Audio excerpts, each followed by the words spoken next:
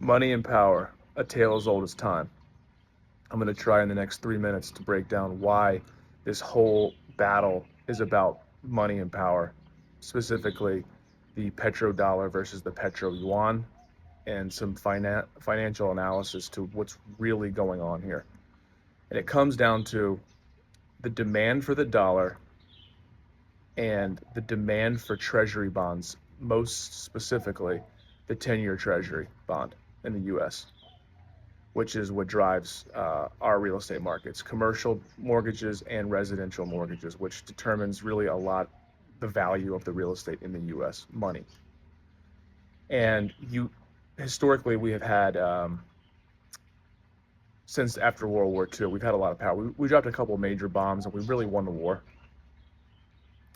and then set the geopolitical chessboard from there in our favor. But the treasury bond market being the main depository for safe money, big money around the world, which also drives our real estate market in the US. You have to buy treasury bonds in US dollars. You can't buy them in the yen or the euro. Okay? So protecting the value of our dollar protects our ability to finance the military industrial complex and pay soldiers, which then protects the ability to offer the full faith and creditworthiness of the US bond market. So, in a way, the dollar and the bond market and the military all sort of function together to ensure one another that we retain money and power in the US.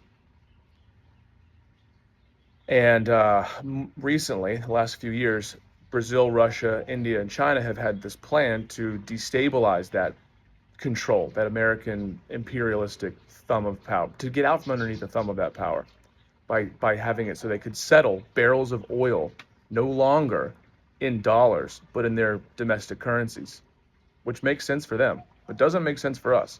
Because as the demand for that dollar goes down, the dollar weakens, less money needs to be kept on the sideline for them in our treasury bond markets where big money goes. So the demand for our treasury bonds goes down, which causes the interest rates to go up, which hurts our real estate as well.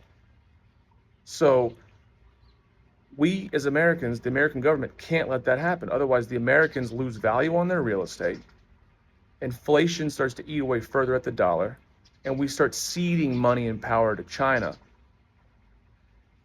Therefore, the military comes in as that protector of the value of money and power, dollar and bonds, to do its job.